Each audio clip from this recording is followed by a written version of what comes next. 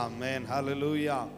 இணைந்து ஒரு சில நிமிடங்கள் கர்த்தருடைய ஆவியானவர் அடியேனுடைய இருதயத்தில் உங்களோடு கூட பேசுவதற்காக தந்த ஒரு வார்த்தையை உங்களோடு கூட பேசி, ஒரு பெரிய பிரசங்கம் அல்ல, ஒரு வார்த்தையை உங்களோடு கூட பேசி உங்களுக்காக ஜெபித்து ஆமீன் முடிக்க விரும்புகிறேன். எல்லாரும் இணைந்து வேதத்தை கரத்தில் எடுத்து ஆமீன் லூக்கா எழுதின சுவிசேஷ புஸ்தகம், லூக்கா எழுதின சுவிசேஷ புஸ்தகத்துக்கு நேராக நம்முடைய சிந்தைகளை திருப்பிக் கொள்வோம். லூக்கா எழுதின சுவிசேஷ புஸ்தகம் அதனுடைய இரண்டாவது அதிகாரம் 44, 45 வசனத்தை வாசிக்கலாம். ஆமென். லூக்கா எழுதின சுவிசேஷ புஸ்தகம் இரண்டாவது அதிகாரம் 44, 45 வசனங்கள் எல்லாரும் சேர்ந்து வாசிக்கலாம். வாசிப்போம். அவர் பிரயாணக்காரரின் கூட்டத்திலே இருப்பார் என்று அவர்கள் நினைத்து ஒரு நாள் பிரயாணம் வந்து உறவின் முறையாரிடத்திலும் அறிமுகமானவர்களிடத்திலும் அவரை தேடினார்கள்.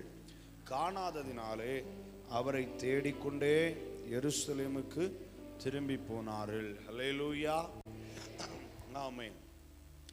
ஆண்டவராகிய இயேசு கிறிஸ்து இந்த உலகத்திலே மனிதனாய் இந்த உலகத்திலே பிறந்து தம்முடைய ஊழியத்தை நிறைவேற்றி ஆமென் வந்த நோக்கமாகிய சிலுவையை சுமந்து மனுக்குலத்துக்கு ரட்சிப்பை வழியை திறந்து தந்து மரித்து அடக்கம் பண்ணப்பட்டு 3ஆம் நாள் உயிரோடு எழுந்து பரத்திற்கேறி சென்றார். ஹல்லேலூயா.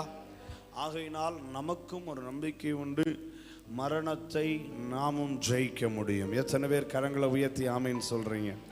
ஆமென். ஹல்லேலூயா. ஏன்னா நமக்குள் வாசமாக இருப்பவர் மரணத்தை ஜெயித்த இயேசு கிறிஸ்து, பாதாளத்தை ஜெயித்த இயேசு கிறிஸ்து. மரணமோ பாதாளமோ நம்மை தோற்கடிக்க முடியாது, நம்மேல அதிகாரம் செலுத்த முடியாது. மாறாக ரட்சிக்கப்பட்ட தேவ பிள்ளைகள் ஒவ்வொருவருக்கும் சொல்லுவதற்கு ஒரு நிச்சயம் உண்டு. என் இயேசு கிறிஸ்து மரணத்தையும் பாதாளத்தையும் ஜெயித்ததினால் நானும் அவைகளை ஜெயிக்க எனக்கு அதிகாரம் உண்டு. ஹல்லேலூயா. ஆமென். கர்த்தர் நல்லவர். ஆமென். அந்த ஆண்டவராகிய இயேசு கிறிஸ்து இந்த பூமியிலே மனிதனை மீட்க மனிதனாக அவர் உதித்தார். மனிதனாக உதித்து வந்த பொழுது ஆமென் அவருடைய சிறு வயதின் ஒரு சில காரியங்களை வேதம் சொல்லி தருகிறது. ஆமென். 12வது வயசு வரைக்கும் ஒரு சில காரியங்களை நம்ம பார்க்கிறோம். ஆமென். அந்த பிறந்த நாள் முதல் 12வது வயது வரைக்கும் அநேக நாட்கள் மறைமுகமாய் வைக்கப்பட்டிருக்கிறது. 12வது வயது முதல் 30வது வயது முதல் உள்ள வாழ்க்கை மறைக்கப்பட்டிருக்கிறது. ஆமென். அந்த வெளிப்படுத்தப்பட்ட காரியங்கள் எவைகள் அப்படின்னா, பிறப்பின் நேரத்தில் நடந்த சில சம்பவங்களும் 3.5 வருடம் 30 வயது முதல் 33.5 வயது வரையும் இயேசு கிறிஸ்து செய்த ஊழியத்தின் ஒரு சில காரியங்களை மாத்திரமே வேதத்தில் குறிப்பிடப்பட்டிருக்கிறது. ஆகையினால் தான் யோவான் சொல்லுகிறார், அவருடைய அற்புதங்களை எல்லாம் எழுத வேண்டுமானால் உலகம் தாங்காது. கரங்களை உயர்த்தி ஆமென் சொல்லுங்க. ஆமென். அவர் எல்கைகளுக்கு அப்பாற்பட்டு கிரியை செய்கிறவர். இருக்கட்டும்.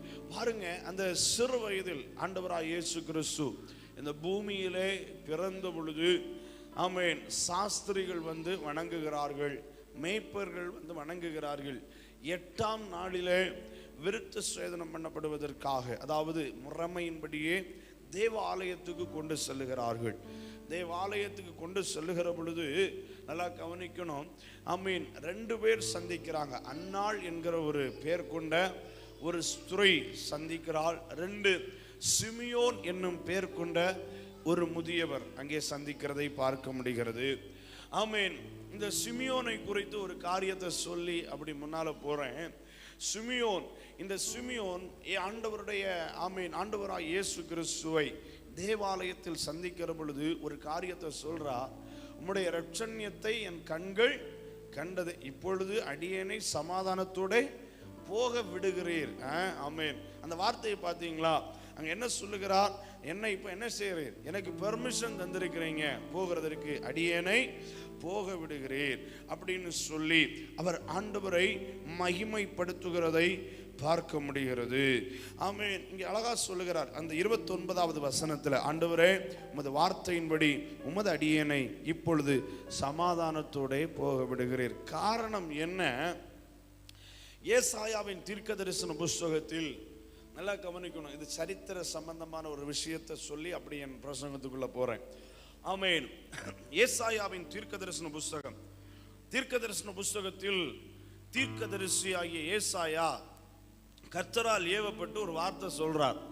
இதோ ஆமென், கன்னிகை கர்ப்பவதியாகி ஒரு குமாரனை பெறுவாள். அவளுக்கு ஆமென், அவனுக்கு எப்படி பெயரிடுவார்கள்? இயேசு. அவர் இம்மானுவேலரா இருப்பார். ஆமென். இப்படி நிறைய வாக்குத்தத்தம் சொல்லப்படுகிறது. இப்போ அந்த காலத்தில் இன்றைக்கு இருந்த மாதிரி அச்சிடுகிற வழக்கம் இல்லை, பிரிண்டிங் பிரஸ் எல்லாம் இல்லை. அப்போ ஏசாயாவின் காலத்தில் சொல்லப்பட்ட அந்த தீர்க்க தரிசன வார்த்தைகள் கிட்டத்தட்ட கிறிஸ்து பிறப்பதற்கும் முன்பாக 8ஆம் நூற்றாண்டில் கிட்டத்தட்ட 700 முதல் 800 வருஷத்துக்கு முன்னால தீர்க்க தரிசனம் சொல்றார். அந்த தீர்க்க தரிசன பதிப்புகளை எல்லாம் பல வழிகளில் பதிப்பெடுப்பார்கள். எப்படி எடுப்பாங்கன்னா, ஆமீன், அந்த இரும்பு ஆணிகளினாலே மையை முக்கி அதுல தோல் சுருட்களில் எழுதுவார்கள். 2 கற்களிலே பொறித்து வைப்பார்கள் வார்த்தைகளை. 3ஆவதாக ஆமீன், இன்னும் பாருங்க, தகடுகளிலே ஆமீன், செப்பு தகடுகளிலே பொறித்து வைக்கிற வழக்கம் உண்டு. ஆமீன். இப்படி இந்த சிமியோன் என்பவர், நல்லா கவனிக்கணும், ஆமீன், அநேகம் பேர் இப்படி எழுதி இருக்கிறாங்க. தீர்க்க தரிசியினுடைய வார்த்தையை ஒரு தோல் சுருளில் இருந்து மற்றொரு தோல் சுருளுக்கு மாற்றி எழுதுவார்கள். எப்படி எழுதுகிற பொழுது, நிறைய பேர் எழுதுகிற பொழுது, ஒரு கூட்டத்தில் ஆமீன் சில வருடங்களுக்கு அப்புறமாக சிமியோன் என்கிற பெயர் கொண்ட ஒருவர் என்ன செய்கிறார்? ஆமீன், எழுதுகிறார். ஆமீன், இயேசு கிறிஸ்துவை குறித்த தீர்க்க தரிசனம். இதோ கன்னிகை கர்ப்பவதியாகி, அந்த வார்த்தை வரும்போது இவர் தன்னுடைய எழுத்தாணியை கீழே வச்சுட்டார். நல்லா கவனிங்க. எழுத்தாணியை கீழே வச்சுட்டு இவர் சொன்னார், ஆமீன், ஆண்டவரே, இதை என்னால எழுத முடியாது. ஆமீன். எத்தனை பேர் புரிந்து கொள்ளுறீங்க? இதை என்னால எழுத முடியாது. ஆமீன். ஏன்னா இது விஞ்ஞானமும் ஆமீன் ஏற்றுக்கொள்வதில்லை, மருத்துவ உலகமும் ஏற்றுக்கொள்வதில்லை. இதுவரைக்கும் உலகத்தில் இப்படி ஒரு சம்பவம் நடந்ததும் இல்லை. இது நடக்காது, இதை என்னாலும் உட்கொள்ள முடியாது. எல்லாத்தையும் எழுதுறேன், ஆனா இதை எழுத மாட்டேன் அப்படின்னு ஆவியானவருடைய ஏவுதலுக்காக இவர் காத்திருந்தார். ஏன்னா எல்லாரும் வேதத்தின் மொழிகளை எழுத முடியாது. அன்றைக்கு ஆவியானவரால் ஏவப்படுகிறவர்கள் மாத்திரமே வசனங்களை எழுதுவார்கள். ஆமீன். அதை பேதுரு தன்னுடைய நிருபத்தில் சொல்லி இருக்கிறார். ஆமீன். இங்க பாருங்க, இந்த வசனங்கள் எழுதும் பொழுது இவர் இப்படி ஆமீன் ஆண்டவரிடத்துல வைராக்கியமா சொல்றார், ஆண்டவரே முடியாது, நான் எழுத மாட்டேன், இது நடக்காது, இதை என்னால ஒத்துக்கொள்ள முடியாது, நாம விஞ்ஞானம் ஒத்துக்கிடாது, என்னுடைய கல்வியை வச்சு பார்த்தா இது சாத்தியம் இல்லை, அனுபவத்தை வச்சு பார்த்தா சாத்தியம் இல்லை, வரலாற்றில் இது நடக்கல அப்படின்னே இவர் ஆண்டவர்கிட்ட பேசுறார். அப்பொழுது ஆமீன் ஆண்டவர் அவரிடத்திலே சொன்னார், ஆமீன், நீ தைரியமாக எழுது, இதை நான் சம்பவிக்க பண்ணுவேன். கரங்களை உயர்த்தி ஆமீன் சொல்லுங்க. ஆவியானவர் அவருக்குள்ளே ஒரு நிச்சயத்தை கொடுத்தார். அவர் மீண்டும் ஆமீன் ஆண்டவர் அவரை பார்த்து சொன்னார், இந்த சம்பவத்தை நீ பார்க்கிறது வரைக்கும் நீ மரிக்க மாட்டாய். நல்ல ஒரு அல்லேலூயா சொல்லுங்க, கரங்களை உயர்த்தி. ஹல்லேலூயா. சிமியோனால விசுவாசிக்க முடியவில்லை. அந்த சிமியோன் என்ன செய்யறான் பாருங்க, இதை எழுத மாட்டேன்னு சொன்ன அந்த சிமியோனை கர்த்தருடைய ஆவியானவர் பலப்படுத்தி அவனை பார்த்து சொன்னார், நீ எழுது, நீ எழுதினது நிறைவேறுகிறது, உன் கண்கள் காணுகிறது வரைக்கும் நீ மரணத்தை காண்பதில்லை. ஆமென். ஹல்லேலூயா. இப்போ சிமியோன் தைரியப்பட்டு எழுதிவிட்டார். ஆவியானவர் சொன்னார் அல்லவா, எழுதிட்டார். எழுதியாச்சு. 100 வருஷம் ஆச்சுது, 200 வருஷம் ஆச்சுது, 300 வருஷம் ஆச்சுது, 400 வருஷம் ஆச்சுது. ஆமென். சிமியோன் மரிக்கவில்லை, தேவாலயத்தில் காத்து கிடக்கிறான். இந்த 400 வருடம் தாண்டின பிறகு தேவாலயத்தில் ஒரு நாள் ஒரு அநேக தம்பதிகள் குழந்தைகளை கொண்டு வருகிறது வழக்கம். ஆனால் இப்பொழுது ஒரு குழந்தையை சுமந்து வருகிறார்கள். அந்த குழந்தையை பார்த்தவுடன் சிமியோன் அந்த குழந்தையை தன்னுடைய கரத்தில் பெற்றுக்கொண்டு அவன் சொல்கிறான், கர்த்தாவே, இப்பொழுது உம்முடைய இரட்சணியத்தை என் கண்கள் கண்டது, இப்பொழுது அடியேனை சமாதானத்தோட போக விடுகிறேன். கரங்களை உயர்த்தி ஆமென் சொல்லுங்க பார்க்கலாம். ஆமென். ஒரு வார்த்தை சொல்லி நான் அடுத்த விஷயத்துக்குள்ள கடந்து போறேன். ஆமென். வாக்குத்தத்தம் பெற்றுக்கொண்ட தேவ பிள்ளைகள் இந்த சத்தத்தை கேட்டுக்கொண்டு இருப்பீங்கன்னா உங்களுடைய வாக்குத்தத்தங்கள் ஒருவேளை விஞ்ஞானத்தால் நிரூபிக்கப்பட முடியாததா இருக்கலாம். நீங்கள் பெற்றுக்கொண்ட வாக்குத்தத்தங்கள் மருத்துவ உலகத்தால் நிரூபிக்கப்பட முடியாததா இருக்கலாம். நீங்கள் பெற்றுக்கொண்ட வாக்குத்தத்தம் சரித்திரத்தால் நிரூபிக்கப்பட முடியாததா இருக்கலாம். உங்களுடைய வாக்குத்தத்தங்கள் அனுபவத்தால் நிரூபிக்கப்பட முடியாததா இருக்கலாம். உங்களுடைய வாக்குத்தத்தங்களை தந்தவர் சர்வ வல்லவர் ஆகையால், சரித்திரத்தை உருவாக்குகிறவர் ஆகையால், சரித்திரத்தை ஏற்படுத்துகிறவர் ஆகையால், இல்லாதவற்றை இருக்கிறவைகளைப் போல அழைக்கிறவர் ஆகையால், சிமியோனுடைய கண்களிலே கர்த்தருடைய இரட்சணியத்தை கொண்டு வந்து தந்தது போல வாக்குத்தத்தங்களை நிறைவேற்றுகிறதற்கு என் தெய்வம் வல்லமை உள்ளவர் என்பதை விசுவாசிக்கிற தேவ பிள்ளைகள் மாத்திரம் கரங்களை தட்டி அப்பாவுக்கு மகிமை செலுத்தி ஆண்டவரை மகிமைப்படுத்துங்க. ஹல்லேலூயா.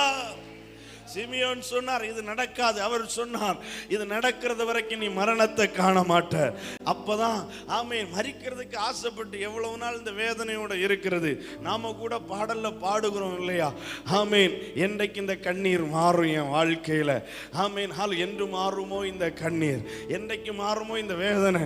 அவரும் அப்படிதான். ஒரு 100 வயசுக்குள்ளேயே நாம எத்தனை தடவை இந்த பாட்டை பாடி முடிச்சிடுறோம். அவரும் பாடிக்கிட்டே இருக்கிறார், ஆண்டவரே என்ன போக விடுங்க, ஆண்டவரே என்ன போக விடுங்க ஆண்டவர். ஆண்டவர் சொன்னார், ஆமென், நீ கேட்டதை சந்தேகப்பட்டுட்ட என் வார்த்தையை அது நிறைவேறுகிறத பார்க்கிறதுக்கு முன்னால் நீ மரிக்க மாட்டாய். கரங்களை உயர்த்தி ஆமென் சொல்லுங்க பார்க்கலாம். ஆமென். அந்த தெய்வம் நம்முடைய வாக்குத்தத்தங்களை நிறைவேற்றுவாரா, நிறைவேற்ற மாட்டாரா? ஆமென். ஹல்லேலூயா. நிறைவேற்ற வல்லமை உடையவர். பக்கத்தில் இருக்கிறவங்களை பார்த்து சொல்லுங்க, கை கொடுக்க வேண்டாம், என் தேவன் எனக்கு செய்த வாக்குத்தத்தத்தை நிறைவேற்றுவார். சொல்லுங்க, வாய்களை திறந்து அறிக்கை இடுங்க. ஆமென். உங்கள் நம்பிக்கையை அறிக்கை இடுகிறதில் சோர்ந்து போகாதிருங்கள் என்று வேதம் நமக்கு வாக்கு தருகிறது. ஹல்லேலூயா. இப்போ இந்த சிமியோன் வாங்கி ஆசீர்வதிச்சிட்டார். அடியேனை இப்பமாவது போக விட்டீரேன்னு ஒரு மன நிறைவு அவருக்கு. ஆமீன். சந்தோஷத்தோடு விடை சொல்லுகிறார். அதன் பிறகு ஆமீன் அன்னாள் என்கிற ஒரு ஸ்ரீ, அதையும் விட்டுருவோம். இப்போ அடுத்த பகுதிக்கு வருவோம். நம்முடைய ஆமீன் வாசிக்க கேட்ட வேத பகுதி. இங்கே வருகிற பொழுது கிட்டத்தட்ட 12 வயது இயேசு கிறிஸ்துவுக்கு 12 வயது ஆகிற பொழுது இயேசு கிறிஸ்துவனுடைய வாழ்க்கையில் சம்பவித்த ஒரு காரியம். ஆமீன். பஸ்காவுக்காக வருஷந்தோறும் எல்லாரும் தேவாலயத்துக்கு போவாங்க, எருசலேமுக்கு. எங்க இருந்தாலும் பஸ்காவுக்காக உலகத்தில் சிதறி இருக்கிறவர்களும் போகிற வழக்கம் உண்டு. இன்னைக்கும் இஸ்ரவேலர் அதை கடைபிடிக்கிறாங்க. பஸ்கா ஆசரிக்க எல்லாரும் எங்க போவாங்க? எருசலேமுக்கு போவார்கள்.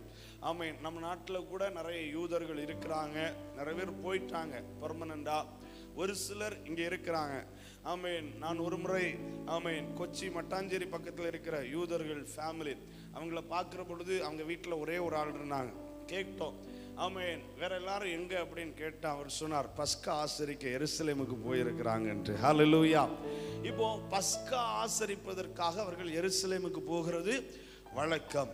அதுபோலவே அங்கே வேதம் சொல்லி இருக்கிறது, இயேசு கிறிஸ்துவனுடைய தாயாகிய மரியாளும் தகப்பனாகிய யோசேப்பும் தங்கள் முறைமையின்படியே எருசலேமுக்கு பஸ்கா ஆசரிக்க போகிறாங்க. போயிட்டாங்க. இயேசு கிறிஸ்துவும் அவர்களோடு கூட உண்டு. ஆனால் பஸ்கா ஆசரித்து முடிந்த பின்பு நீங்க பாத்தீங்கன்னா ஆமென் வேதம் சொல்லி இருக்கிறது, பண்டிகை நாட்கள் முடிந்து திரும்பி வருகிற போது, அவங்க பண்டிகை முடித்து திருப்பி வருகிற பொழுது ஆமென் பிள்ளையாகிய இயேசு எருசலேமிலே இருந்து விட்டார். இது அவருடைய தாயாருக்கும் யோசேப்புக்கும் தெரியாதிருந்தது. அந்த வார்த்தை அழகா சொல்லப்பட்டிருக்கிறது. ஆமென். தாயாருக்கும் தகப்பனாருக்கும் தெரியாதிருந்தார்கள். எதை தெரியாதிருந்தார்கள்? இயேசு எருசலேமில் இருந்து விட்டதை அவர்கள் தெரியாதிருந்தார்கள். 2, இயேசு தற்சமயம் தங்களோடு இல்லாததை தெரியாதிருந்தார்கள். 3, இயேசு கிறிஸ்து தங்களோடு கூட பிரயாணப்படாததை தெரியாதிருந்தார்கள். 4, இயேசு கிறிஸ்து தங்களுடைய பிரயாணத்தில் வராமல் இடையில் நின்று விட்டதை தெரியாதிருந்தார்கள். இயேசு கிறிஸ்துவனுடைய தாயும் தகப்பனும் மரியாளும் யோசேப்பும் இந்த இடத்துல சொல்லப்பட்டிருக்கிறது. இன்றைக்கும் அநேகர் தங்களுடைய வாழ்க்கையில இயேசு கிறிஸ்து எருசலேமிலே இருந்து விட்டதை பலரும் அறியாமல் ஒரு பிரயாணத்தை செய்து கொண்டிருக்கிறார்கள். நல்லா கவனிக்க வேண்டும். பல தேவ பிள்ளைகளும் இன்றைக்கு இயேசு கிறிஸ்து தங்களோடு கூட இல்லாததை அறியாதிருக்கிறார்கள். பல தேவ பிள்ளைகளும் இன்றைக்கும் தங்கள் வாழ்க்கை பிரயாணத்தில் இயேசு இல்லாததை தெரியாதிருக்கிறார்கள். தங்களுடைய வாழ்க்கை பிரயாணத்தில் இயேசுவும் பிரயாணப்படாமல் வழியில் நின்று விட்டதை தெரியாதிருக்கிறார்கள். ஏதோ ஒரு பிரயாணத்தில் இருந்தார் என்று சொல்லி சில இடத்துல எடுத்த திருப்பு முனைகள், சில டேர்னிங் பாயிண்ட்ஸ்ல இயேசு நின்று விட்டதை பலரும் அறியாதிருக்கிறார்கள். அன்னைக்கு இயேசுவினுடைய தாயும் தகப்பனும் அப்படிதான். பண்டிகையெல்லாம் நல்லா ஆசரிச்சாங்க, எல்லாம் முடிஞ்சிடுச்சு. இயேசுவோடு கூட தான் போனாங்க. அதெல்லாம் அவங்களுக்கு நல்ல ஞாபகம் இருக்குது. ஆனா திருப்பி வருகிற பொழுது இயேசு எருசலேமிலே நின்று விட்டார், இருந்து விட்டார். அதுக்கு பிறகு தூரத்துல கடந்து வந்துட்டாங்க. ஒரு நாள் தூரம் பிரயாணப்பட்டு போனார்கள். எத்தனை நாள் தூரம்? ஒரு நாள் தூரம் பிரயாணப்பட்டு நடந்து போயிருக்கிறாங்க. நடந்து போய் இரவு நேரத்தில் அவர்கள் தங்குகிறது வழக்கம். இப்படி தங்கி இருக்கிறாங்க. ஆமென். வேதம் சொல்லுது ஒரு நாள் தூரம் மட்டும். எப்படி ஒரு நாள் தூரம் மட்டும் இயேசுவை பார்க்காமல், இயேசுவின் கையை பிடிக்காமல், இயேசுவின் சத்தத்தை கேட்காம, இயேசுவோடு பேசாமல் ஒரு தாயும் தகப்பனும் எப்படி நடந்தார்கள்? ஒரு நாள் பிரயாணம். வேதம் சொல்லி இருக்கிறது. ஆமென். 44வது வசனத்தில் அவர் பிரயாணக்காரரின் கூட்டத்திலே இருப்பார் என்று அவர்கள் நினைத்து பிரயாணப்பட்டார்கள். அவங்களுக்கெல்லாம் ஒரே நினைவு, இயேசு இங்கே இருக்கிறார். எங்க இருக்கிறார்? கூட்டத்தோட கூட்டமா இருக்கிறாரு. கூட்டத்தோட எங்கேயோ இருப்பார், இங்கதான் இருப்பார் அப்படின்னு ஒரு பிரயாணம்.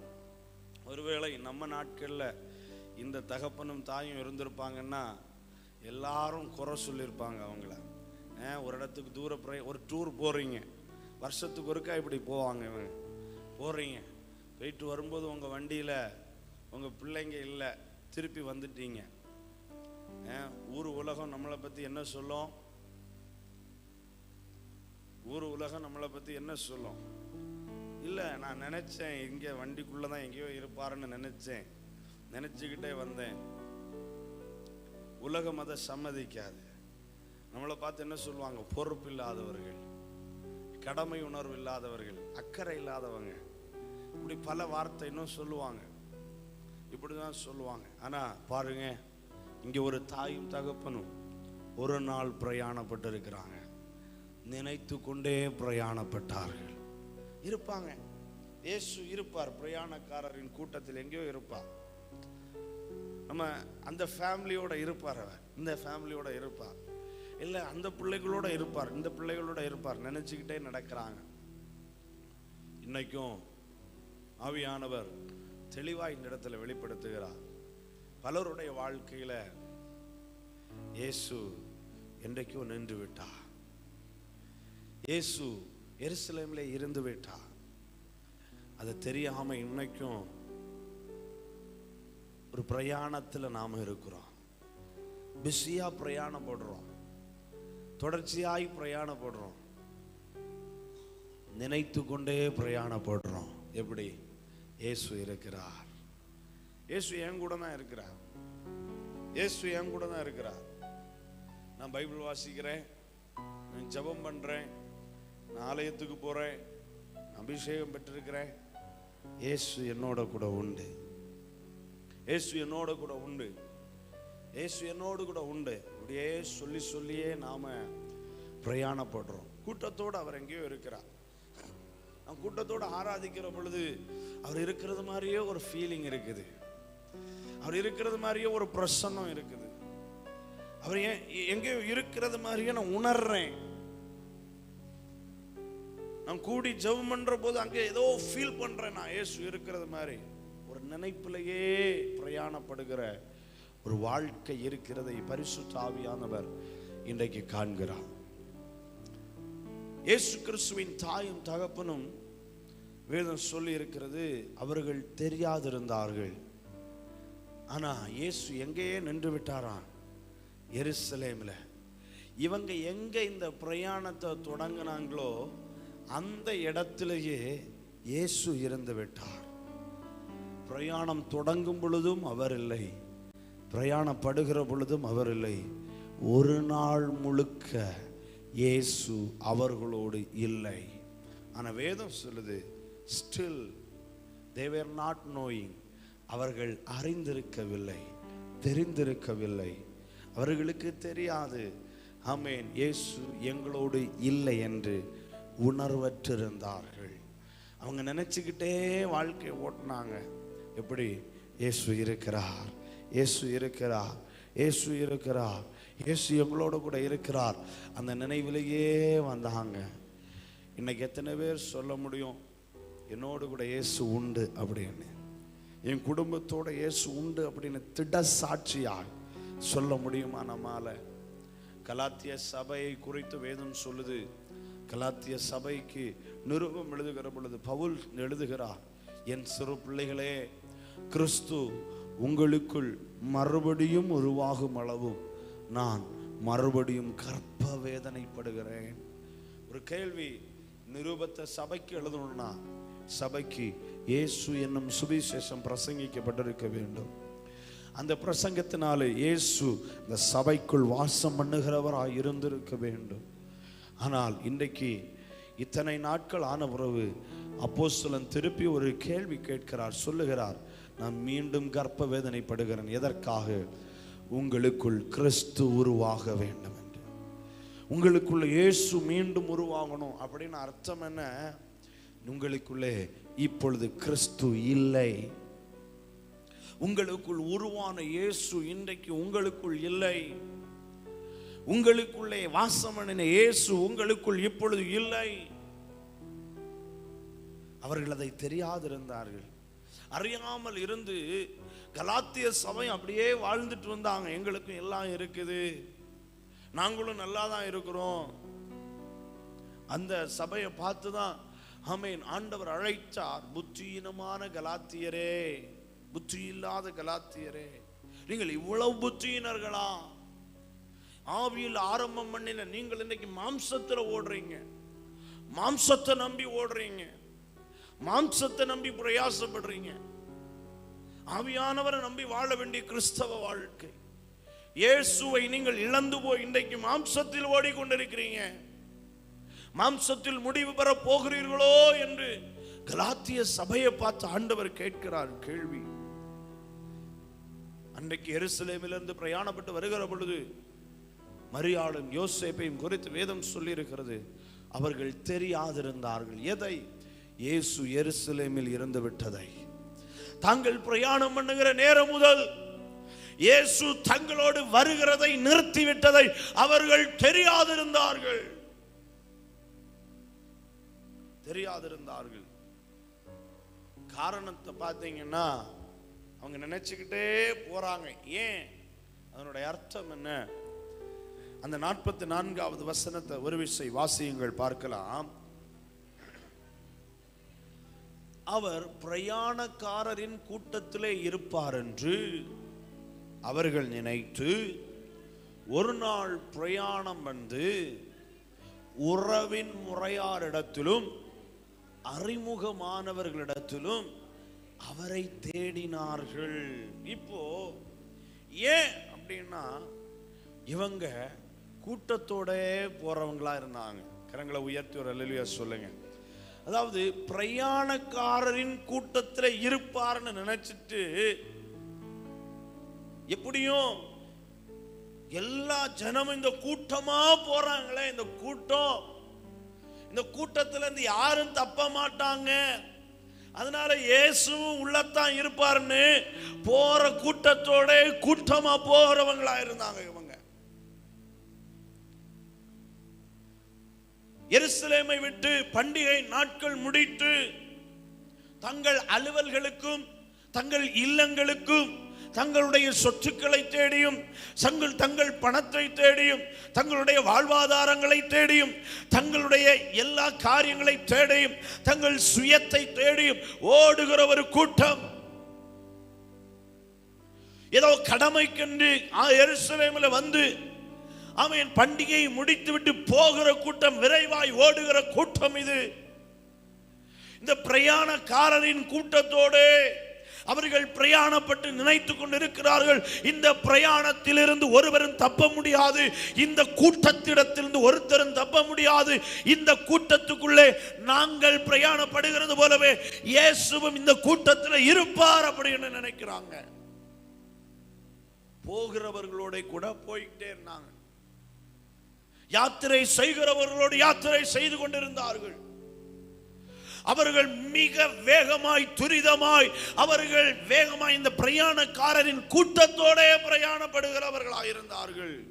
ஆகவே இயேசு தங்களோடு கூட உண்டா இல்லையா என்பதை அறியாதிருந்தார்கள். இன்னைக்கும் கிறிஸ்தவ வாழ்க்கை எப்படி மாறி போச்சுன்னா கூட்டத்தோடே போற ஒரு வாழ்க்கை தான், கூட்டத்தோடே போற ஒரு வாழ்க்கையா இருக்கிறது. பிரயாணப்படுகிறவர்களோடு பிரயாணப்படுகிற ஒரு வாழ்க்கை. தனிப்பட்ட வாழ்க்கையில இயேசுவை நிதானித்து பார்க்கும் அளவுக்கு தனியான ஒரு பிரயாணம் இல்லை. இன்றைக்கு பிரயாணக்காரர்களுடைய கூட்டத்தோடு பின்னி பிணைந்து அதே வேகத்துக்கு ஓடி போகிற ஒரு வாழ்க்கை கிறிஸ்தவ வாழ்க்கையா இருக்கிறது. இன்றைக்கு இந்த யாத்திரையில் நான் எதை இழந்திருக்கிறேன், எதை நான் பெற்றிருக்கிறேன், எதை நான் விட்டிருக்கிறேன், எதை நான் தவற விட்டிருக்கிறேன், எது என்னிடத்தில் இருக்கிறது இல்லாது இருக்கிறது, எதுவும் தெரிய முடியாத அளவுக்கு இன்றைக்கு கிறிஸ்தவ வாழ்க்கையும் அன்றைக்கு எருசலேமை விட்டு பிரயாணப்படுகிற கூட்டத்தோடு சேர்ந்து போன ஒரு கூட்டத்தை போல வேகமாய் துரிதமாய் அலையலையாய் செல்லுகிற ஒரு வாழ்க்கையாய் மாறிவிட்டது. ஆகவே தான் அநேக வேளையில் இழந்துவிட்ட இயேசுவை அவர் நம்மோடு கூட இல்லை என்பதை அறிய முடியாத சூழ்நிலைமை ஏற்பட்டு விடுகிறது. அவர் இருக்கிறாரா இல்லையா என்கிறது சிந்திக்க முடியல. இன்னைக்கு நினைவிலேயே ஒரு ஆயுசு முடிந்து போகிறது. அவர்கள் ஒரு நாள் பிரயாணப்பட்டு உறவின் முறையாளர்களிடத்திலே அறிமுகமானவர்களிடத்திலே தேடி பார்க்கிறாங்க.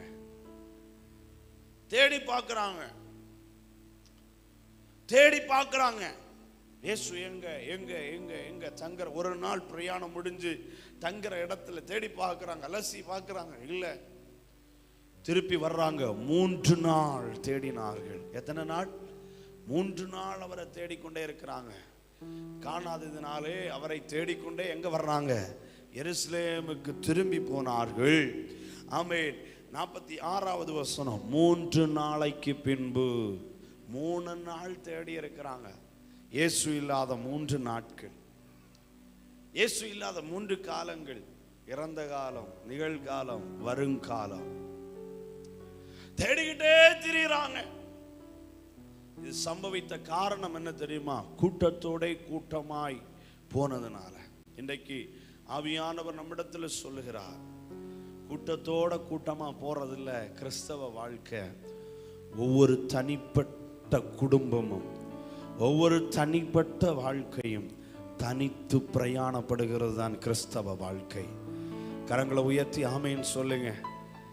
ஆமேன். ஒரு தாயும் ஒரு தகப்பனும் பரலோகத்தில் போனதுனால அவங்க சாரியை பிடிச்சிட்டு கையை பிடிச்சிட்டு பிள்ளையும் பரலோகத்துக்கு போக முடியாது. குடும்பத்தில் ஏதோ ஒரு ஆள் பரலோகத்துக்கு போனதுனால அவங்கள பிடிச்சுக்கிட்டே பறந்து போயிட முடியாது. ஒவ்வொருவரும் தனியாக ஃபேஸ் பண்ண வேண்டிய ஒரு நாள் பரலோக யாத்திரை இது. ஒவ்வொருவருக்காகவும் தனித்தனியான ஒவ்வொரு நபருக்காகவும் தான் இயேசு கிறிஸ்து சிலுவையில் மரித்தார். ஒவ்வொரு தனிப்பட்ட நபரையும் தான் அவர் சிலுவையில் மீட்டு கொண்டார். ஒவ்வொரு தனிப்பட்ட நபரின் பாவங்களுக்காகத்தான் இயேசு கிறிஸ்து இன்றைக்கும் பரிந்து பேசி கொண்டிருக்கிறார் பிதாவின் வலது பாரிசத்திலே. கூட்டம் கூட்டமாக செல்லுவதற்கல்ல, கூட்டத்தோடைய பிரயாணப்படுவதற்கல்ல, தனிப்பட்ட வாழ்க்கையில் கூட்டத்தோட பிரயாணப்பட்டு இழந்து போனதையும் தேடிக்கொண்டதையும் எதுவென்று தெரியாமல் ஒரு பிஸி நிறைந்த வாழ்க்கை செய்வதை விட்டுவிட்டு இன்றைக்கு இழந்து போன இயேசுவை எந்த இடத்துல வைத்து கடைசியாக விட்டோம் என்பதை நிதானித்து அறிந்து பார்த்து திரும்ப ஒரு பிரயாணம் எருசலேமுக்கு சென்று அங்கே போய் அவரை தேடி கண்டுபிடிக்கிறது வரைக்கும், அவருடைய கரம் பிடிக்கிறது வரைக்கும், அவரிடத்தில் பேசுகிறது வரைக்கும், அவருடைய சத்தத்தை கேட்கிறது வரைக்கும் திரும்ப இயேசுவினிடத்தில் ஒரு பிரயாணம் செய்து போகிறவர்கள் போகட்டும், போகிறவர்களோடு இவ்வளவு தூரம் வந்தாச்சு, இனி போகிறவர்களுடனே போவோம் என்று நினைத்தால் ஆமென் கவனித்துக் கொள்ள வேண்டும். இயேசு இல்லாத வாழ்க்கை, இயேசுவை ஆமென் நிரந்தரமாய் நாம் இழக்க வேண்டியது இருக்கும். இயேசுவை நிரந்தரமாய் இழக்க வேண்டியது வரும். கூட்டத்தோட போகிற வாழ்க்கை நிறுத்திவிட்டு தனியாக. எப்போ இயேசுவை கண்டுபிடிச்சாங்க தெரியுமா? இயேசுவை எப்பொழுது கண்டுபிடித்தார்கள்? நல்லா கவனிக்க வேண்டும். ஆமென். அவர்கள் தேடினார்கள். முதலாவது எங்கெல்லாம் தேடினாங்க? ஆமென், உறவின் முறையாரிடத்தில். 2, ஆமென், தங்களுக்கு அறிமுகமானவர்களிடத்தில் தேடினாங்க. 3, அவர்கள் அங்கே காணவே இல்லை. காணாததினால் இன்னைக்கு நிறைய பேர் என்ன தெரியுமா நினைக்கிறாங்க? நல்லா கவனிக்கணும். ஆவியானவர் நம்மிடத்தில் தெளிவாய் பேசுகிறார். நிறைய பேர் என்ன தெரியுமா நினைக்கிறாங்க? இயேசுவை எங்க இழந்தோன்னு. இயேசுவை இழந்ததுக்கு காரணம் பக்கத்து வீட்டுக்காரங்கன்னு நினைக்கிறாங்க. நான் ஜெபம் இன்னைக்கு பழைய ஜெப வாழ்க்கை இல்லாததுக்கு காரணம் அவங்க உறவின் முறையார்கள். இப்படிதான் நிறைய பேர் நினைக்கிறாங்க. ஆமென். இன்றைக்கு அன்னைக்கு இருந்த ஆவிக்குரிய வாழ்க்கை இல்லாததுக்கு காரணம் ஆமென் பிள்ளைகள் என்று சிலர் நினைக்கிறாங்க. சிலர் பெற்றோர்னு நினைக்கிறாங்க. சிலர் தனக்கு அறிமுகமானவர்களை நினைக்கிறாங்க. சிலர் சொல்றாங்க அவங்க கிட்ட பழகினதுனால நான் இயேசுவை இழந்துட்டேன் அப்படின்னு நினைக்கிறாங்க. ஆண்டவர் சொல்லுகிறார், இல்லை இல்லை, அங்கெல்லாம் தேடினா நீங்க பார்க்க முடியாது. விட்ட இடத்தை நினைச்சு பாருங்க. இன்னைக்கு எங்க இருந்து பிரயாணத்தை தொடங்குனீங்க இந்த யாத்திரையை அங்க திரும்பி பாருங்க. அன்றைக்கு ஆமென் லூக்கா எழுதின சுவிசேஷம் 15வது அதிகாரம் முதல் பகுதியிலே சொல்லப்பட்டிருக்கிறது. ஒரு ஸ்திரீக்கு 10 வெள்ளி காசு கொடுக்கப்பட்டது. அந்த 10 வெள்ளி காசுல ஒன்றை அவள் தொலைத்து போட்டால் துக்கமுகமா இருக்கிறாள். அவள் ஆமென் அந்த வெள்ளி காசுக்கு தெரியாது நான் தொலைந்து போய்விட்டேன் என்று, திரும்பி வரவும் தெரியாது. அந்த வெள்ளி காசு இப்போ ஆமென் தொலைந்து போனதா இருக்கிறது. அவள் துக்கமுகமா இருக்கிறாள். அவள் ஒன்றை நிதானித்து கொண்டாள். அந்த வெள்ளி காசை நான் தொலைத்து போட்டது வேற எங்கேயும் அல்ல, இந்த வீட்டுக்குள்ளதான் தொலைச்சு போட்டேன். கரங்களை உயர்த்தி ஆமென் சொல்லுங்க பார்க்கலாம். கடைசியா அந்த வெள்ளி காசு இந்த வீட்டுக்குள்ள என் கையில இருந்துச்சு. இந்த வீட்டுக்குள்ள வச்சுதான் இந்த வெள்ளி காசு தொலைத்து போட்டேன் என்கிற அறிவு வந்த பிறகுதான் அவள் என்ன செய்கிறா பாருங்க. அவள் விளக்கை கொளுத்தினாள். இயேசு என்கிற விளக்கை கொளுத்தினாள். வசனம் என்கிற விளக்கை கொளுத்தினாள். விளக்கை கொளுத்தி வீட்டை சுத்தம் செய்தாள். வசனத்தினால், பரிசுத்த ஆவியின் அபிஷேகத்தினால், பரிசுத்த ஆவியினால், இரத்தத்தினால் அவள் சுத்தம் செய்தாள். சுத்தம் செய்த பொழுது என்ன ஆமென் கண்டுகொண்டாள். அந்த 10 வெள்ளி காசில் தொலைந்து போன ஒரு வெள்ளி காசு தன் வீட்டுக்குள்ளே தொலைந்து போனதை அவள் கண்டெடுத்து மிகுந்த ஆனந்த சந்தோஷம் அடைந்தாள். ஆனால் இவங்களுக்கு தொலைந்து போனது முதல்ல தெரியல. 2, தொலைந்து போன இடம் தெரியல. இப்போ திருப்பி பிரயாணப்படுறாங்க. நல்லா கவனிங்க. நிறைய பேர் நினைக்கிறோம் இயேசு இல்லை என்கிற உணர்வு அதை நான் புரிஞ்சு கொண்டு அது அவிசுவாசம் அப்படின்னு நினைக்கிறீங்க. இல்லை, உணர்வு இருக்கிறது பாக்கியமான ஒரு அனுபவம். கரங்களை உயர்த்தி ஆமேன்னு சொல்லுங்க. அதாவது ஆமேன், சரீரத்தில் பல வியாதி உண்டு. ஆனால் சில தோல் வியாதிகள் உண்டு, குஷ்டரோகம், இப்படிப்பட்ட தோல் வியாதிகள். இதனுடைய அறிகுறி என்னன்னா உணர்வு இருக்காது. எந்த இடத்துல இந்த வியாதி இருக்குதோ அந்த இடத்துல என்ன இருக்காது? உணர்வு இருக்காது. தோலுக்கு உணர்வு இருக்காது. இதுதான் ஆமென் மருத்துவர்கள் இப்படி எழுதி வைத்திருக்கிறார்கள். சரீரத்தில் வேதனை இருப்பது மிக மிக நல்லது. வேதனை இல்லைன்னா தான் பிரச்சனை எங்கேயோ இருக்குன்னு அர்த்தம். ஆமென். இதுவரையும் உலகத்தில் பிறந்த குழந்தைகள்ல ஒரே ஒரு குழந்தை அமெரிக்காவில் பிறந்திருக்குது. அதனுடைய சரீரத்தில் உணர்வே கிடையாது. உணர்வு கிடையாதுன்னா நல்லா ஓடும் சாடும் எல்லாம் செய்யும், வலிக்காது. நிறைய பேர் நம்ம சொல்லுவோம் ஸ்கூல்லலாம் அடி வாங்கும்போது, சே வலிக்காமலே இருந்தால் எவ்வளோ நல்லா இருந்திருக்கும், எவ்வளோ வேணாலும் வாங்கியிருக்கலாம். இப்படி அது மாதிரி கால் தட்டுனா எவ்வளோ வலிக்குது. அப்போ நினைப்போம், ஐயோ ஏன் இவ்வளோ வலிக்குது அப்படின்னு. நல்லா கவனிங்க, வலிக்கிறது பெரிய ஆசீர்வாதம். ஐ மீன் ஏதோ காற்று அடிக்கிறத நம்ம உணர்றோம், தோல் டப்புன்னு உணர்றது, அந்த சென்ஸ் இருக்குது. ஆனால் ஒரு குழந்தைக்கு இதுவரையும் உணர்வே இல்லை. அதனால அந்த குழந்தையினுடைய உச்சம் தலை முதல் உள்ளம் கால் வரைக்கும் பலட்சயமாக இருக்கிறது. அவன் டிஸ்கவரியிலலாம் டாக்குமெண்ட்ரி பண்ணியிருந்தாங்க. ஏன் பலட்சயமாக இருக்குன்னா புண்ணு பழுத்து சீல்வடிந்து இப்படி இருக்குது. அந்த குழந்தையினுடைய பெற்றோர் அழுறாங்க. ஆனால் அதுக்கு புரியவே இல்லை. எதுக்கு அவங்க அழணும்? இது புண்ணு தானே, இருந்துட்டு போட்டோம். ஏன்னா அதுக்கு வலிக்கல, வலி இல்லை அந்த குழந்தைக்கு. எலும்பு முறிஞ்சாலும் அந்த குழந்தைக்கு வலி தெரியவில்லை. ஆமேன். ரோட்ல போகும்போது வாகனங்களுக்கு முன்னால போய் டப்புன்னு சாடுறது அதுக்கு ஒரு நூதன விளையாட்டா இருக்குது. ஏன்னா வலிக்கல. மருத்துவர்கள், உலகத்துல சிறந்த மருத்துவர்கள் போய் சிகிச்சையை நடத்திவிட்டு அவங்க சொன்னாங்க, நமக்கு உணர்வை தந்தவர் கர்த்தர்.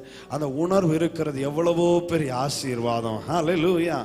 உணர்வு இல்லைன்னா புரிஞ்சுக்கிடணும், ஆமீன், பிரயோஜனம் இல்லாத ஒரு வாழ்க்கை, பலட்சயமான ஒரு வாழ்க்கை.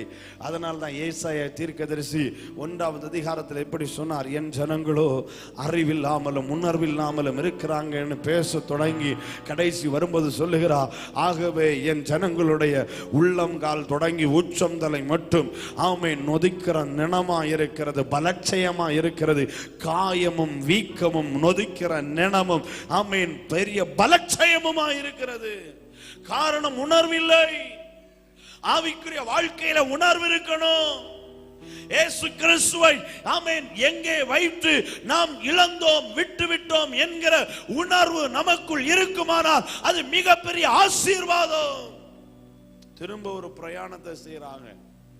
அவங்க தொலைத்து போட்ட காரணம் ஏன் என்று சொன்னேன், கூட்டத்தோட பிரயாணம். இன்னைக்கு தெளிவா சொல்றேன் திருப்பியும், ஆமென். போகிறவர்களுடனே போகாதிருங்க, ஓடுகிறவர்களோடு ஓடாதிருங்கள், செயல்படுகிறவர்களோடு செயல்படாதிருங்கள். தனித்து ஆண்டவருடைய சமூகத்தில் உங்களுக்காக எதை கர்த்தர் சொல்லுகிறாரோ அந்த பாதையில பிரயாணப்படுங்கள். கரங்களை உயர்த்தி ஆமென் சொல்லுங்க பார்க்கலாம். ஆமென். எல்லாரும் போறாங்க, போயிருவாங்க. போற எல்லாரும் போக முடியாது. போறவங்களோட போனதுனால இழந்தது தெரியாமல் போயிட்டு. சரி, இப்போ இயேசு ஏன் எருசலேமில் இருந்து விட்டார்? இவங்க தான் அதை தெரியல. அவருக்காவது கூட போயிருக்கலாம்ல. அவர் மனுஷனை ரட்சிக்க தானே வந்தார். இவங்களோட கூட போயிருக்கலாமே. ஏன் இயேசு அவர்களோடு பிரயாணப்படவில்லை? இயேசுவுக்கு ஒரு காரியம் அந்த இடத்துல சொல்லப்பட்டிருக்கிறது. நீங்க 49வது வசனத்துல வாசிங்க. அதற்கு அவர், நீங்கள் ஏன் என்னை தேடினீர்கள்? என் பிதாவுக்கு அடுத்தவைகளில் நான் இருக்க வேண்டியது என்று அறியீர்களா என்றார். அதனுடைய அர்த்தம் என்ன தெரியுமா? 2-3 பக்கத்தை நான் உங்களுக்கு சொல்றேன். ஆமென். இதை விளக்குறதுக்கு நேரம் இல்லை நமக்கு. ஒன்று, அவ கேட்கிற, நீங்க ஏன் என்ன தேடினீங்க? என் பிதாவுக்கு அடுத்தவைகளில் நான் இருக்க வேண்டியது என்று நீங்கள் அறியீர்களா? அப்படின்னா நீங்க ஏன் என்னை விட்டுட்டு போனீங்க? என்னை விட்டு ஏன் நீங்கள் போனீர்கள்? நான் இங்கே இருந்ததற்கு ஒரு காரணம் உண்டு. என் பிதாவுக்கு அடுத்தவைகளில் நான் இருக்க வேண்டும். பிதா சர்வவல்ல தேவனுக்கு அடுத்தவைகளை நான் செய்ய வேண்டும். சர்வவல்ல தேவனுக்குரியவைகளில் நான் ஈடுபட வேண்டும். ஆங்கிலத்தில் 2 வார்த்தை உண்டு. ஒன்று பார்ட்டிசிபேஷன், இன்னொன்று இன்வால்வ்மெண்ட். ஆமாம், இன்னைக்கு நிறைய பேர் எப்படி இருக்கும்னா பார்ட்டிசிபேட் பண்றோம், எல்லா விஷயத்திலையும் பங்கு பெறுகிறவர்களாக இருக்கிறோம். வருவோம், இன்னைக்கு நான் போய் சண்டே வொர்ஷிப்ல பார்ட்டிசிபேட் பண்ணேன், இப்படிதான் எல்லாரும் சொல்றோம். இன்னைக்கு நான் சர்ச்சுக்கு போனேன், பார்ட்டிசிபேட் பண்ணேன், மீட்டிங்ல போய் நான் போய் பங்கு பெற்று கொண்டு வந்தேன், பங்கு பெற்றேன். ஆனா இன்வால்வ்மெண்ட் அப்படிங்கிறது அதுவல்ல. அங்க போய் என்னை அங்கே இருந்த தெய்வ பிரசன்னத்தில் என்னை உட்படுத்தி நான் அங்கே இருந்தேன். கரங்களை உயர்த்தி ஆமென் சொல்லுங்க. தேவ பிரசன்னத்தில் வந்து சொல்லுகிறது தாவீது 42வது சங்கீதம் 4-5 வசனத்தில் சொல்லுகிறார், கூட்டத்தோட நாங்கள் போய் வருவோமே. அந்த நாட்கள் இப்ப எங்க வச்சு கூட்டத்தோட போறதுதான் மனசு ஏங்குது. தனிப்பட்ட வாழ்க்கையில் தேவ பிரசன்னத்தில் தன்னை உட்படுத்தி அங்க சொல்லப்படுகிற வார்த்தைகளுக்கு உருவாக்கப்பட்டு தேவனுக்கு அடுத்த விஷயத்தில் தன்னை ஈடுபடுத்திக் கொள்ளுவதில் இன்னைக்கு மனிதர்களுக்கு எவ்வளவு விருப்பம் இல்லை. பங்கு பெறணும், அவ்வளவுதான். அதுல ஒரு சந்தோஷம், திருப்தி. பண்டிகைக்கு போறாங்க, பங்கு பெறாங்க, பலி செலுத்துறாங்க, வந்துகிட்டே இருக்கிறாங்க கூட்டத்தோட. இயேசு எதை விரும்புறாரு? இயேசு என்ன நினைக்கிறாரு? இயேசு இன்னைக்கு எந்த பாதையில நடத்த விரும்புறாரு? இயேசு இன்னைக்கு என் விஷயத்தை எப்படி கொண்டு போக விரும்புறாரு? இந்த வாரத்துல எந்த பாதையில என்ன நடத்த விரும்புறாரு? எதையும் யோசிக்கிறது இல்ல. இயேசு எதையும் செய்றார். அவர் இருக்கிறாரா வர்றாரா பிரச்சனை இல்ல. அவர் எங்க இருக்கட்டும், வரணும், நான் பங்கு பெறணும், கூட்டத்தோட நான் போறேன். அது வல்ல கிறிஸ்தவ வாழ்க்கை. இயேசுவை எருசலேம்ல விட்டு வந்த காரணம், இயேசுவை அவர்கள் அறியாமல் இருந்த காரணம், இயேசு கிறிஸ்துவின் திட்டத்தை, நோக்கத்தை, முக்கியத்துவத்தை அவர்கள் புரிந்து கொள்ளவில்லை. இன்னைக்கு எத்தனை பேர் சொல்றீங்க இயேசு கிறிஸ்துவனுடைய இதயத்தை புரிந்து கொள்ளணும்? இதய துடிப்பை அறிந்து கொண்டால் மாத்திரம்தான் அவருக்கு பிரியமா வாழ முடியும். நல்லா கவனிங்க. ஏதோ ஆடுறதும் பாடுறதும் இதெல்லாம் கிறிஸ்தவ வாழ்க்கை அல்ல. இதையும் தாண்டி இதுக்கப்புறமும் ஆமென், அதை எப்படி சொல்றது, நம்ம அக்கறைக்கு போகணும். ஒரு நீண்ட யாத்திரை இருக்குது நமக்கு அவரோடு கூட. நித்திய வாழ்க்கை இருக்குது அவரோடு கூட. ஆமா, இன்னைக்கு இருக்கிற பலவீனத்தை தாண்டி, இன்னைக்கு இருக்கிற கடன் பிரச்சனையை தாண்டி, இன்னைக்கு இருக்கிற குடும்ப பிரச்சனையை தாண்டி, இன்னைக்கு இருக்கிற எல்லா கீழான அனுபவங்களை தாண்டி எனக்கு ஒரு மேலான அனுபவம் இருக்குது. அதுக்காக தான் என் இயேசு பிரயாசப்பட்டு கொண்டே இருக்கிறார். அவருடைய இருதய துடிப்பெல்லாம் எப்படியாவது நம்மை அங்கே கொண்டு சேர்க்கணும். பிதாவுக்கு அடுத்தவைகளில் ஈடுபட வேண்டும், பிதாவுக்கு அடுத்தவைகளில் இருக்கணும் அப்படின்னு அவர் நினைத்து அவர் அங்கே இருந்து விடுகிறார். நாமும் அநேக வேளையில அதை விட்டுட்டு நாம் என்ன சொல்றோம், நம்முடைய காரியங்களை பார்த்து பிரயாணப்பட்டு கொண்டே இருக்கிறோம். என்னை கேட்கிற தேவனுடைய பிள்ளைகளை, இயேசு கிறிஸ்துவை தவற விடாதபடிக்கு, வாழ்க்கையிலிருந்து இழந்து போகாதபடிக்கு, அவரை விட்டு ஒரு யாத்திரை செய்யாதபடிக்கு, அனுதினமும் அவரோடு கூட வாழும்படிக்கு அவருடைய இருதய துடிப்பை அறிந்து அவர் எங்கே இருக்க விரும்புகிறார், அவர் எங்கே செல்ல விரும்புகிறார், அவர் என்ன சொல்ல விரும்புகிறார், அவர் எங்கே என்ன வழி நடத்த விரும்புகிறார், அவர் எதை என் குடும்பத்தில் விரும்புகிறார், என்னுடைய வாழ்க்கையில் அவர் விரும்புவது என்ன, என்னுடைய குடும்பத்தில் அவர் விரும்புவது என்ன, என்னுடைய ஜெபத்தில் அவர் விரும்புவது என்ன, என்னுடைய குடும்பத்தின் பொருளாதாரத்தில் அவர் விரும்புவது என்ன, என்னுடைய பிள்ளைகளுடைய வாழ்க்கையில் அவர் விரும்புவது என்ன, என்னுடைய கணவரிடத்தில் அவர் விரும்புவது என்ன, என்னுடைய மனைவியினிடத்தில் அவர் விரும்புவது என்ன, என்னுடைய ஊழியத்தில் அவர் விரும்புவது என்ன, இந்த சபையில் அவர் விரும்புவது என்ன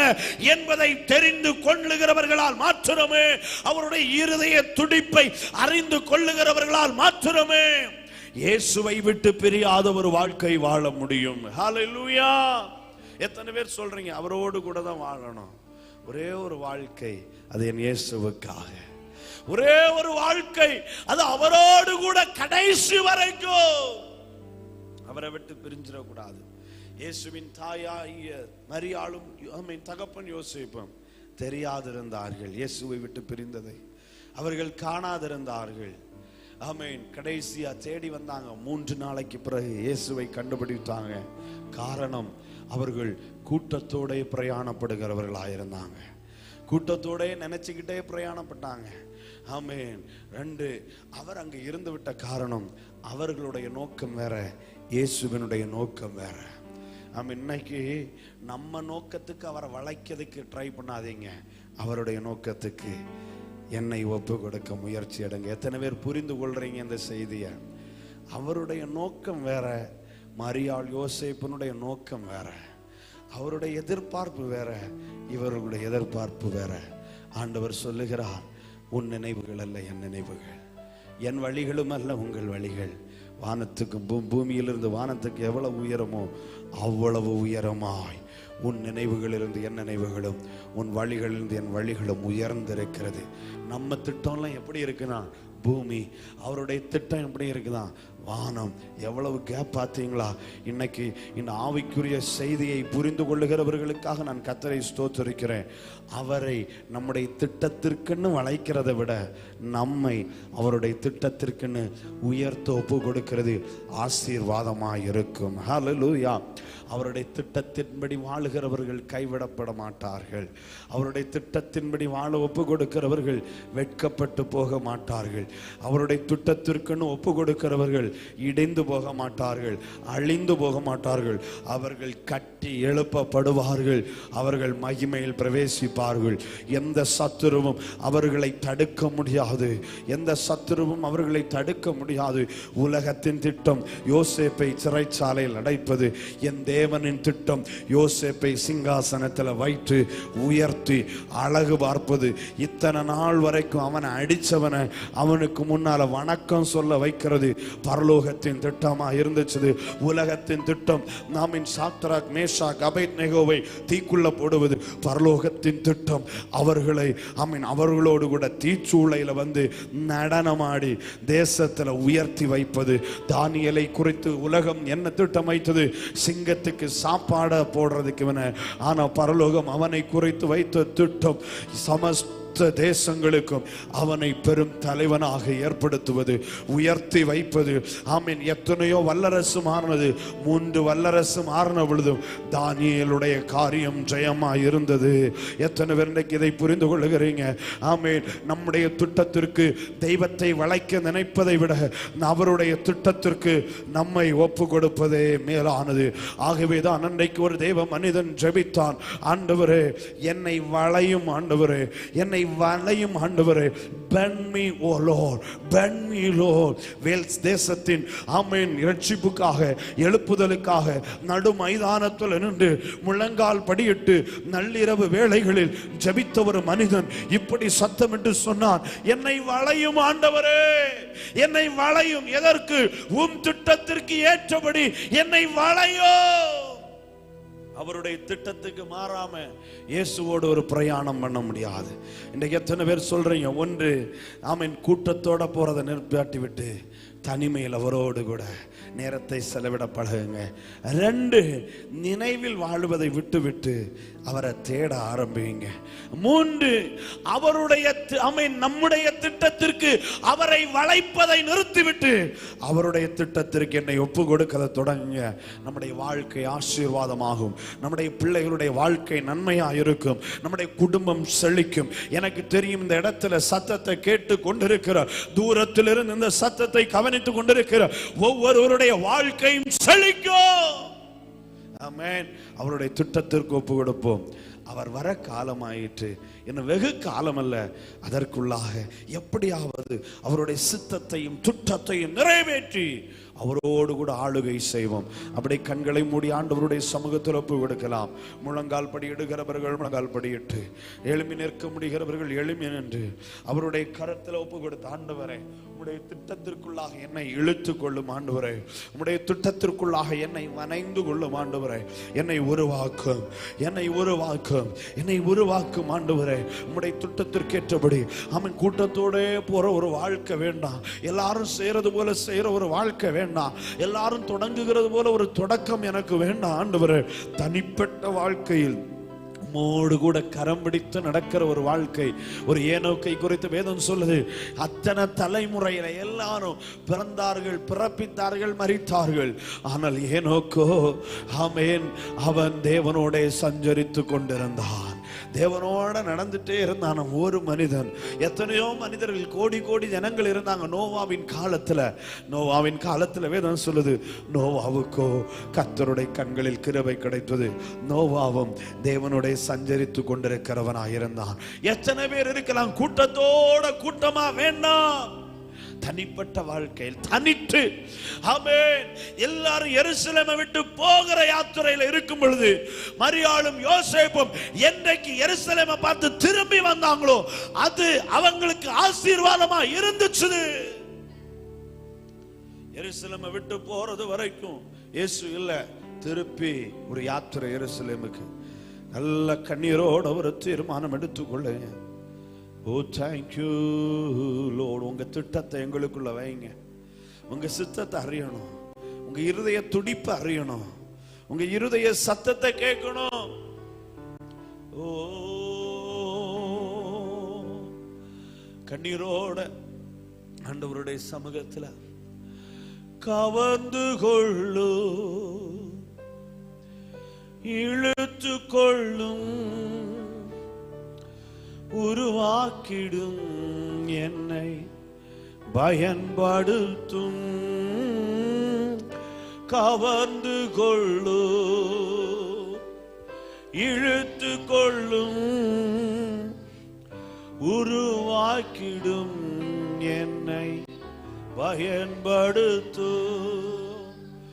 உம்மை போலவே மாற்றிடும் என்னையே, உம்மை போலவே இயேசப்பா உருவாக்கிடும் என்னையே, உம்மை போலவே மாற்றிடும் என்னையே, உம்மை போலவே உருவாக்கிடும் என்னையே.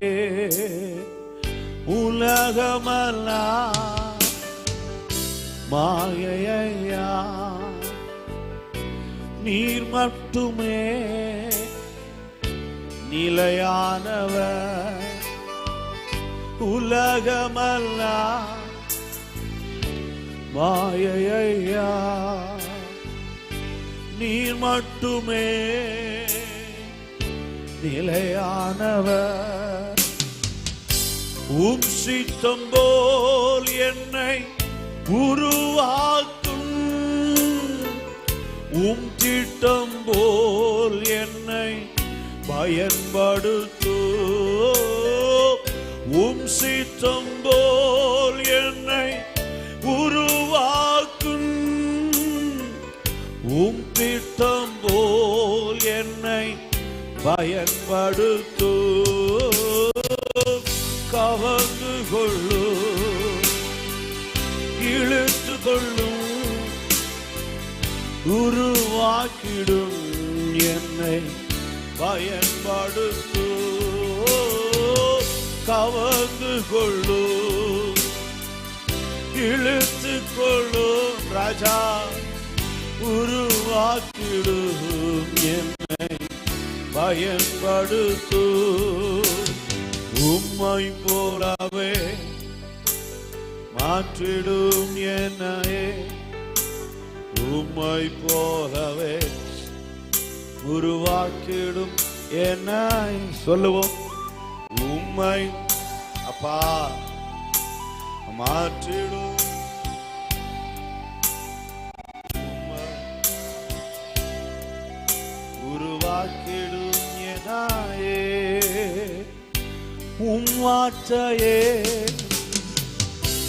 உருவாக்குமே,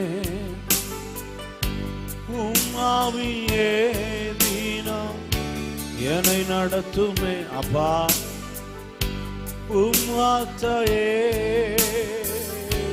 உருவாக்குமே, உம் ஆவியே தினம் என்னை நடத்துமே. உம் வார்த்தையால் என்னை அனல் மூட்டும், உம் ஆவியா என்னை உயிர்ப்பியுமே. உம் வார்த்தையால் என்னை அனல் மூட்டும், உம்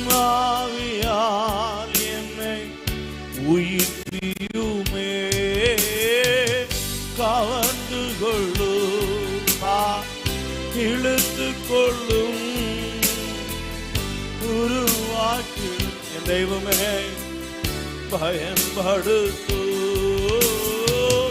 கவர்ந்து கொள்ளும் ராஜா, இழுத்து கொள்ளும், உருவாக்குங்க, உருவாக்கிடும் என்னை பயன்படுத்து, உம்மை போலவே மாற்றிடும் என்னை